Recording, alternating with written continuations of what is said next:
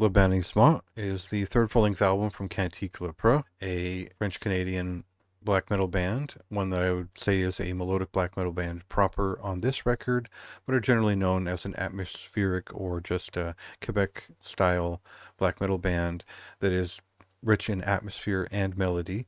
So for this third record, we find that they're doing something not all too different than what they had done on the first two. I think there are still plenty of bands in this style around, and a lot of these folks play in a lot of different groups that were sort of at the forefront of their style and this scene. So these people have been around since probably at least the mid 2000s, playing in different bands, and a lot of these members were in groups as early as 2007 together, writing music together. When we look back to early Fortress and bands like Dilataire, we definitely find the tradition of French-Canadian black metal as it's currently best known. These guys fit in pretty well. And for their first record, it felt like it was just one of those. They certainly felt in that niche, but they were a little bit raw on that first record, still very well formed and professional in what they were doing. The second album sort of evolved a bit. It definitely changed in terms of the vocal style, and the compositions were a little bit more elaborate in some sense in developing their riffs. But the big change here on this third record is they've added a second guitarist, and they've been writing songs together since I believe 2019. And what we get is maybe a much more accomplished version of Cantique Lépreux, and maybe one that is more focused on the melodic side of the band in general. So we'll cut into a song here, and right away you'll get that this is maybe one of the sharper examples of this style we've gotten in a few years.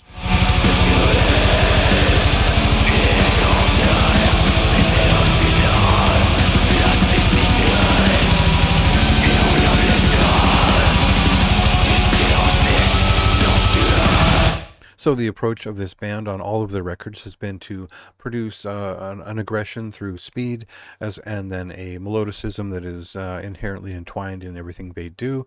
It creates this beautiful brutal harmony, and basically it's melodic black metal the way I would see it in intent. For this record, they're just doing it better. I don't know how else to say that. I think the dual rhythm guitar songwriting has improved over the years with each record, and this is sort of their peak so far in terms of composition.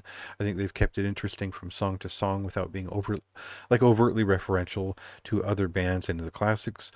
I do feel like Fuir and the early part of this record definitely has a Far Away from the Sun vibe to some of its rhythms and certainly the drum sound, but that's maybe an ideal that they're shooting for, and not like an exact copy of that style in any sense.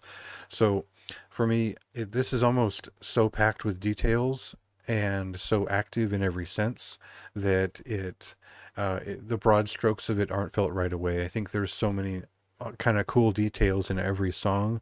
It was hard for me not to get caught up in talking about all of them when I was writing about this record. And I find that its 44-minute length feels like it's much longer than 44 minutes because there's so much to appreciate in the way that they construct these songs and fill them. Now that we have this extra position from the production values and increasing album over album, we start to hear the bass guitar and how it's woven into each song. We start to hear some of the more talented moments from the drummer as we push through each song.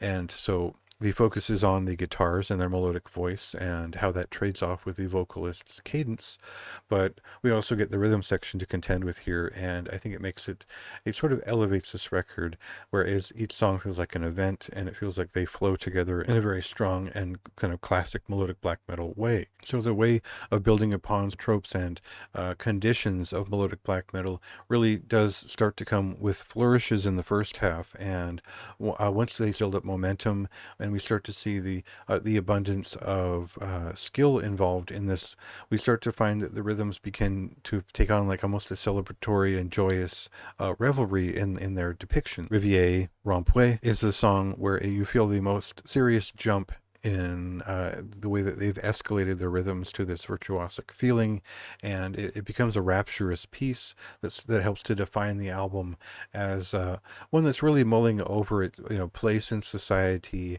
and how there's a sickness that develops in people when they're sent into the rat races and forced to compete. And there's this sort of meditation to it, where they're in the thick of things at that point in the record, and it becomes something exciting for me for this style of music. And I think that the way they fixate on a certain hypnotic thread of lead guitars that carries through in a way that feels like it's building upon the ebb and flow and the sway of the previous piece I'd mentioned. This record is sort of hit it out of the park, song after song, and so we're building up to something that I think amounts to a sort of sense of revelry in its personality. Now, maybe I was just so excited about the way that those few songs developed on the way through the record that I felt like it was just swilling up to a bigger conclusion. And I think that it's not that the consecration, the final piece on the album, is not exciting. It's that it sort of fades out in the end. It doesn't necessarily come to a huge grand finale.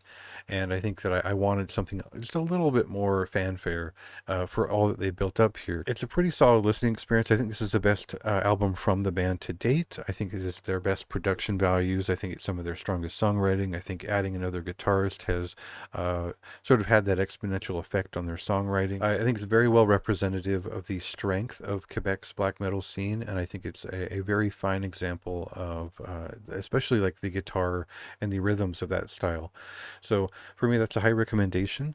I think it should stick pretty solidly in terms of its lasting value. I think that the general aesthetic and curation of this record is very fine, but really what matters here is the immersive value and the songwriting of this record, because that's really what's going to carry it throughout.